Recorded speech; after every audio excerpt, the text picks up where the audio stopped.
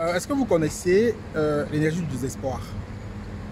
Je vais partager avec vous aujourd'hui une petite histoire en fait qui vient de Sun Tzu, le livre L'art de la guerre.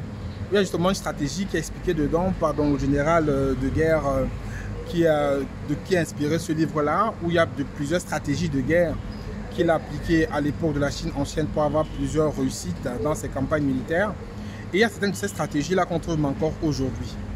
Et parmi une de ces stratégies qu'il explique dans ce livre-là, il y a une qui m'a particulièrement marqué, que je vais partager avec vous aujourd'hui. En fait, c'est une histoire qui est très simple. C'est-à-dire ce général-là, chaque fois qu'il prenait le siège d'un village, lorsqu'il assiégeait un village, il laissait toujours une petite porte de sortie, un petit échappatoire, pour permettre en fait aux faibles, aux peureux, ou à des personnes qui veulent fuir de s'échapper. Et ça veut dire en fait que ça laissait toujours une porte pour ceux qui étaient un peu plus valeureux, qui voulaient peut-être rester. Ils avaient un doute dans leur tête. Parce qu'ils savaient qu'ils avaient une voie d'échappatoire pour pouvoir partir. Ils ne pouvaient pas se concentrer sur leur énergie qu'ils pouvaient mettre en place pour pouvoir combattre les samouraïs qui venaient pour conquérir leur village. Parce qu'il expliquait en fait dans le livre que lorsque quelqu'un est dans le désespoir, la force qu'il peut générer pour pouvoir se défendre équivaut à celle de 3 samouraïs. Ça veut dire que lorsque quelqu'un se trouve dans une situation où il est acculé, son énergie est démultipliée et il peut accomplir beaucoup plus de choses. Mais quand il y a un échappatoire, c'est-à-dire lorsqu'il sait que bon, je peux peut-être m'évader par là, je peux peut-être fuir par ici, l'énergie qui doit être décuplée peut le permettre en fait de combattre et complètement diminuer.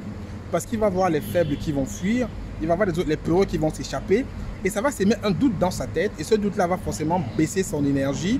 Il ne va pas être capable de combattre aussi vigoureusement, avec autant de vigueur que s'il n'avait qu'une énergie du désespoir, n'avait qu'une seule issue qui était la survie. C'est pour dire quoi? C'est pour dire qu'aujourd'hui, cette méthode-là, cette règle d'énergie du désespoir, s'applique aussi au quotidien. C'est-à-dire lorsque vous avez une opportunité, peut-être de lancer l'entrepreneuriat à corps et âme défendu, et que vous n'avez pas d'autre option, vous allez générer une énergie que vous n'allez même pas pouvoir imaginer. Donc vous n'allez avoir qu'une seule option qui est la survie, qui est votre survie, et ça va décupler votre énergie. Mais parfois, souvent, quand on a d'autres options, on se dit, bon, si je ne fais pas ça, il y a cette petite porte de sortie que je peux avoir, ça baisse votre énergie, vous n'avez pas cette capacité de pouvoir vous démultiplier, vous donner plus pour pouvoir réussir votre objectif. Donc voilà un peu une petite leçon de ce livre-là, une histoire très simple. Le livre est très intéressant, je vous invite à le lire, il y a des stratégies magnifiques dedans.